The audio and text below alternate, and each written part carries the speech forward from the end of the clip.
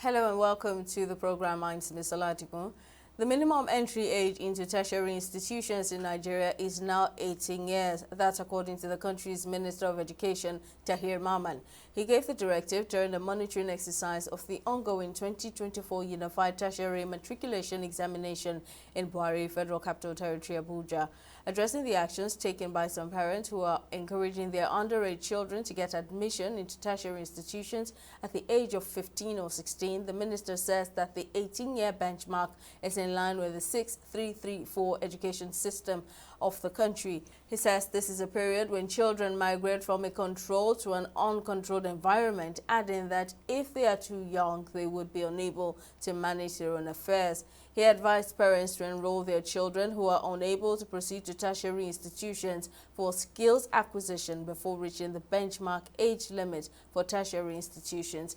Meanwhile, the Academic Staff Union of Universities, ASU, has applauded the ministry's decision, but the Committee of Vice Chancellors of Nigerian Universities have not yet responded, saying there has been no formal communication from the Ministry of Education changing the country's entry age from the current 16 years to 18 years.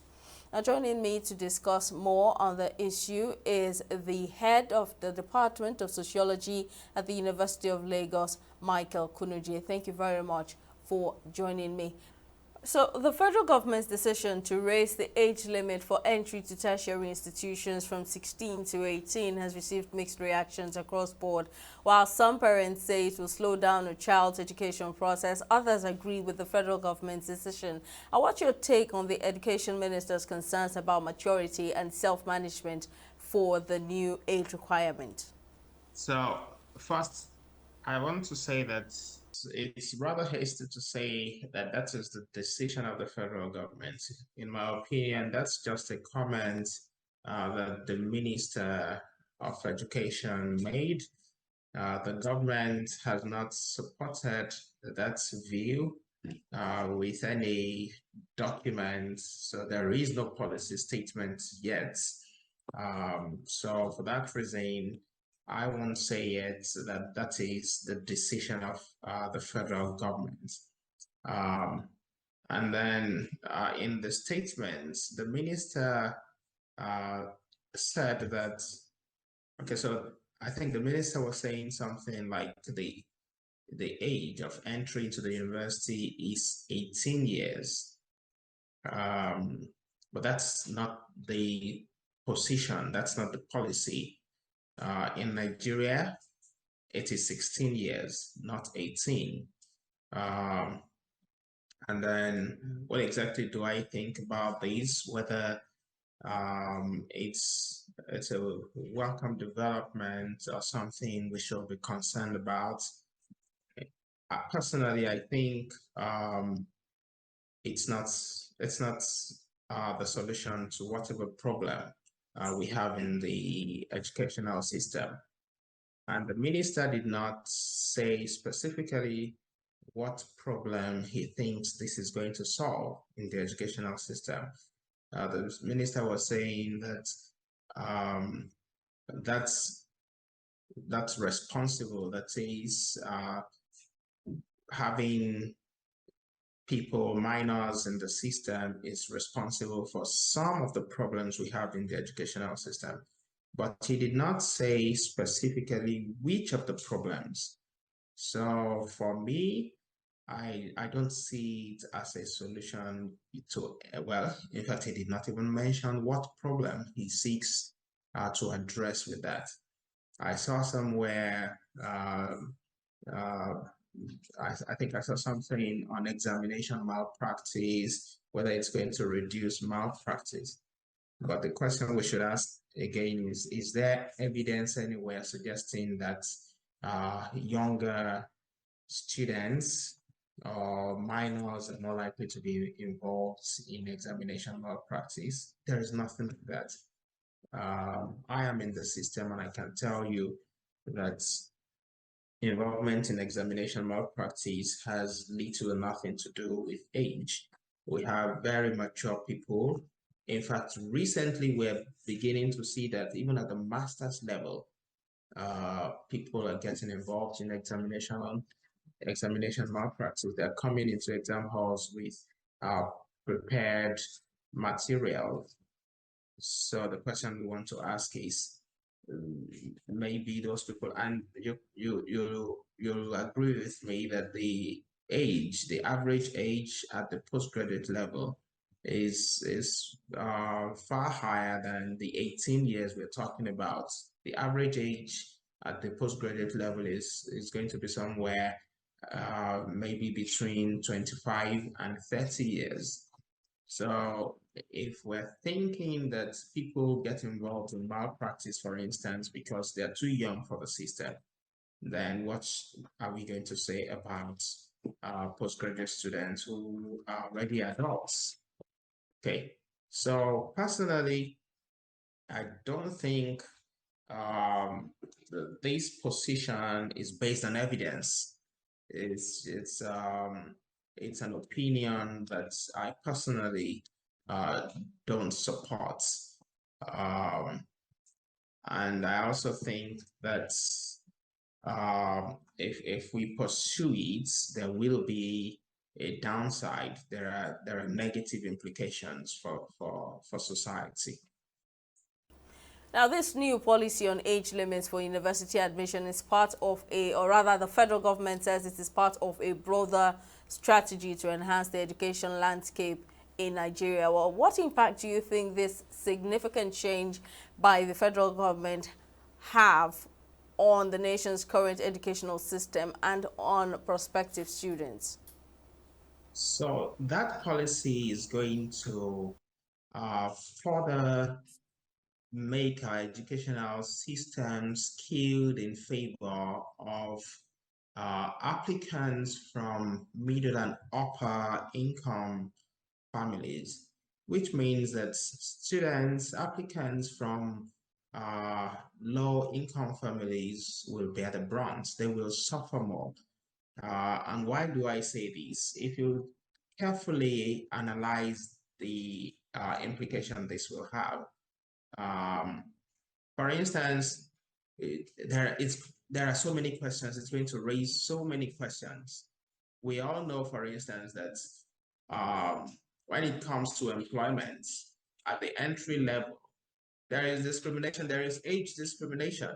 Sometimes employers will say that if you are above 24 years as a starter, you should not apply for some jobs. Sometimes they say 26 years, 27 years. Okay, so these are some of the things we need to carefully consider.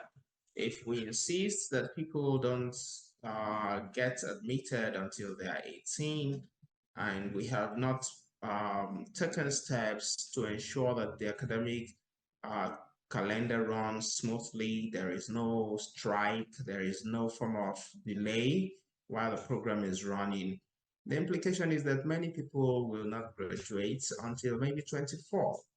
And so if you graduate at 24, or maybe, yes, probably if you come in at 18 and then you graduate, say, at 22, 23, depending on how many years you're spending in the university, you still have 1 year of mandatory service to the nation. And then by the time you're done with all of that, if care is not taken, you're no longer employable. So that's a major challenge we need to carefully consider. Unfortunately, the children of the elites, children from middle and upper income families, will have the privilege of going to private universities that run almost seamlessly, and some of them will travel abroad and come back in 4 years. So you'll discover that for them, nothing really has changed. And then they're going to be competing in the same labor market with children of the poor who had to wait until 18 before starting and probably were kept in the system until maybe 23, 24. And then the employers are telling you if you are above 24 years, don't apply. So we'll just end up creating a system that makes it very difficult for people to rise up the ladder. Because ordinarily, education should be your ticket to move up the ladder socially. If, for instance, your parents are poor people, if your parents are lower class people, if you have good education, you should be able to move up the social ladder. But with this new view, and if it translates into policy, then we may be creating another major problem in society. We will further widen the gap between the rich and the poor. Now, this new age requirement will most likely see an influx of students in private universities. Matter of fact, parents send their children to these private universities to hasten their education process devoid of hindrances. Wouldn't there be a disparity here? Yeah, I touched on that issue earlier. If the government follows through, sees this through, and makes a policy out of this opinion,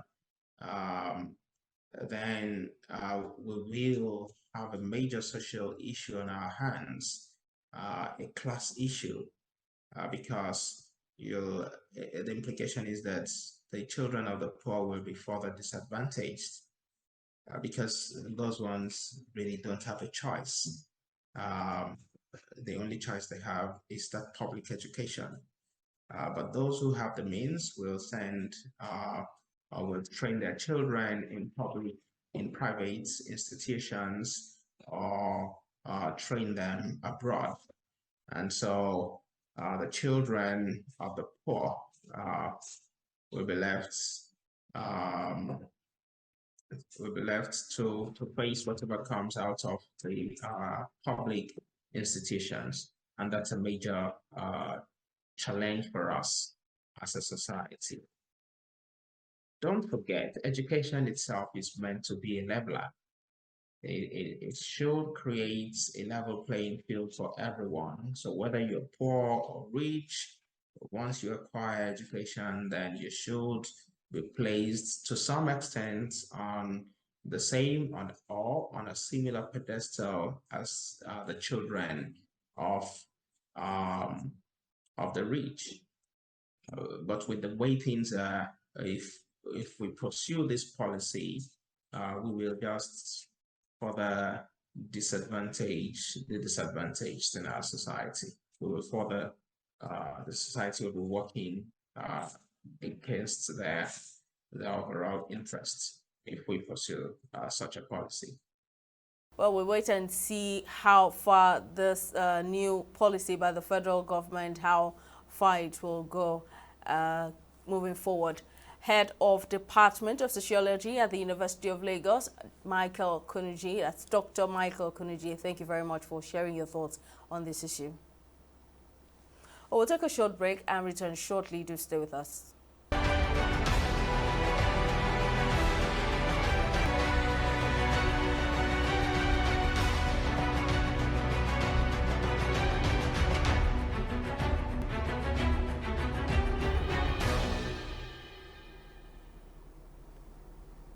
Welcome back. Let's discuss the economy. Over 300 illegal forex accounts trading on the peer-to-peer platform have been frozen by the Economic and Financial Crimes Commission (EFCC) the past week in order to curb speculation and attack on the local currency, that's the naira.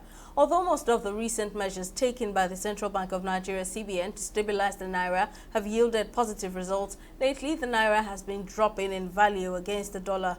EFCC Chairman Ola Olukoyede has now revealed that part of the recent depreciation of the naira could be traced to the activities at peer-to-peer trading platforms. Here is part of what he said. Do you know the Binance case we are currently handling now, working on, that has helped us to bring down this madness going on in the forex market? Suddenly we discovered that there are even people within the system who are doing worse than Binance. They call them the P2P and all of that. If you noticed, in the last 42 days ago, the dollar had started appreciating again. Maybe you didn't notice that. There was stability for 24 hours. And then the naira got devalued again by about 25 naira. I don't know whether you noticed that. It was due to activities of some of these guys on P2P platform. KuCoin. Some of you must have seen those posts on social media. It will shock you. Just yesterday, I had cause to freeze over 300 accounts. One of those accounts, we discovered that the guy that traded a volume of over 50 billion in the last 1 year. Nobody knew outside the financial regulation. Joining me now to talk more on this is a financial market analyst, Michael Damilare Bello. Thank you so much for talking to me. Now, you're welcome. In an attempt to stabilize the value of the naira against the dollar in the foreign exchange market, we see that the EFCC has frozen over 300 illegal peer-to-peer forex trading accounts. And do you believe that this action will actually help strengthen the naira? Yes, it will. Yes, it will. If we look at the space of this P2P, you know, it's something that it's really accommodating a lot of illegal activities. You understand? Even though there's some that are running their legal activities, like now, illegal activities, number one is they're not running through the normal and the proper channel or through the federal government. So now, when I say legal activities, maybe some are just doing it for just to do business and just to be find something to do. So now another illegal activities is more like the money laundering, terrorism, or whatsoever, which can be done through the P2P. So the first thing first is that I will advise the government to try and quickly look into is that the P2P need a strong regulatory system. Because the 300 account that got frozen by the CBN, we're talking about over $15 billion, and we don't know where they were coming from and where they were going.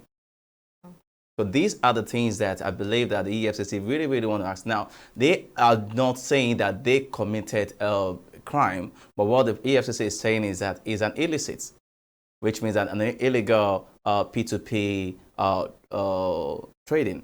And also, we should also know that the previous government really, really opened up Nigeria to this current problem that we are having in the country. Because if the previous government started working the way this current government started, I think we will not be in this phase.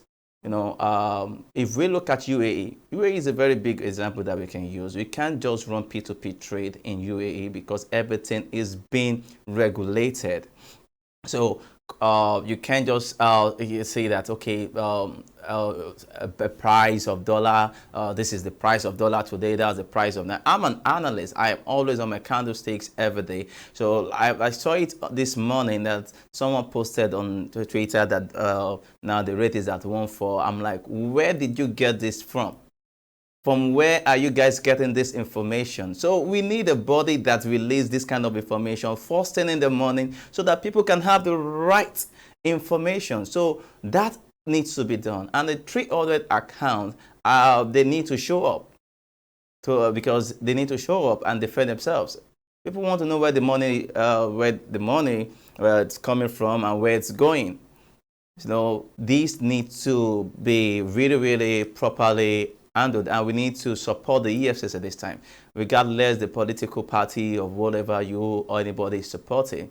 It's only in Nigeria that we see that when it comes to naira, if naira is depreciating, people will be like, oh, it's good.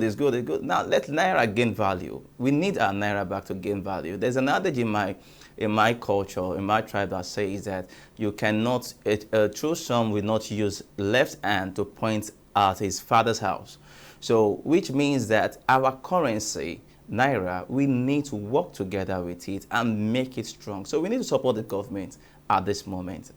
So I'm taking a cue from what you said earlier. So you're trying to say now that the speculators are also part of this problem. Yes. Now, the speculators are not analysts. It was so funny that before coming into the studio, I was on my Twitter and I saw the same thing on on one popular journalist posting it. I don't want to mention the name. And I'm like, where did you get this information from? Now, something happened in Dubai last week. A big, powerful event in the world in the blockchain industry was about to take place last week in Dubai. That's Token 2024. And unfortunately, the rain started falling. So when the rain started falling, and the rain was huge, and there was heavy flood in the state. So because of the heavy flood in the state, so this led to what the event was unable to hold properly. And people started sending images that, oh, this is what Dubai looks like. And guess what? The next day, the government came out and said, nobody should make any post. If you're making any post of such a thing like that, you will be prosecuted. So now, that is just an image of flood in the country. Now we're talking about Naira, our currency. It's our currency. So you can't just wake up in the morning and just post anything on a Twitter page, maybe because you want people to comment. So what is the analyst saying? These are the things we need to do. And also, we need the Senate to sit up. We can also copy what the United States, what they are doing. We know about the federal chair Powell coming up once or twice in a month to speak about the economy, to tell the Senate how's everything and what is going. We can also do the same thing in Nigeria so that there will be a strong body, a channel that is giving out this accurate information about our currency so that nobody will just come up tomorrow and say, this is it now. Naira is now 1.5. Naira is now 1.4. It's not done anywhere. So we need a very strong structure in our country. Right. Now, do you think it would be a good idea that the government finds a way to make these platforms, or rather, the government makes these platforms official rather than suspending these users' accounts? I mean, given that the federal government says that over $15 billion went via the platform in order to generate revenue for the country. Okay. First thing is, this is the work of the EFCC. They need to work on their accounts. We don't even know maybe the account was used for kidnappers. We don't even know maybe the account was used for terrorism. We don't even know it was used for different things, maybe Yahoo boys or whatsoever. Now, let me tell you something. In Nigeria, what people see as illegal in Nigeria, many people see. An illiterate person will see as an illegal is a Yahoo. But not only Yahoo is illegal. Money laundering is an illegal business. So now, the EFCC need to do their work. You can't stop them from not doing their work. Nobody can do that.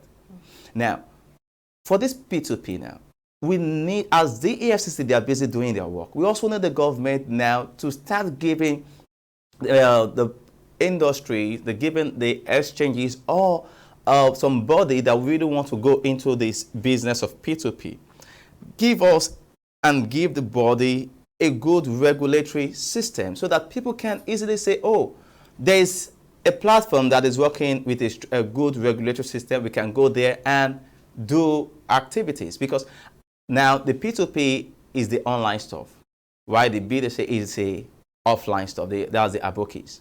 Now there is a structure for them. So now the online people also need a structure. If you do not build structure for them, they will be everywhere. They will be going from here to here, trying to find a solution just to survive. So there must be a structure in place. So the EFCC is working. What is the SEC doing? What are the Senate doing? So it should not be only the EFCC. We need everybody to stand up and say, okay, the EFCC is working on this part. So we let others to work on this part. So we can have, like, okay, registered, licensed, fully licensed body companies in this aspect, doing this for those who are into P2P. Their information will be there. So they will be able, so if anybody or any one of them is doing illegal stuff, then the company can easily tender the person to the government. If you go to UAE and do rubbish on your P2P or your exchange account, you in the next 24 hours, they will hand you over to the Emirati forces there. And the person will be will just be facing that. And you know what? The funniest part of it is that Nigeria is the most, the free nation in the world where you can say anything online and nobody will hold you to it. But if you go to some countries, they will hold you there. America and Nigeria is very, very free. So now, yes, we are misusing it. But the truth be told is that we need a strong regulatory system. You can't just wake up in the morning and say, this is what the dollar naira is trading at. It doesn't make any sense.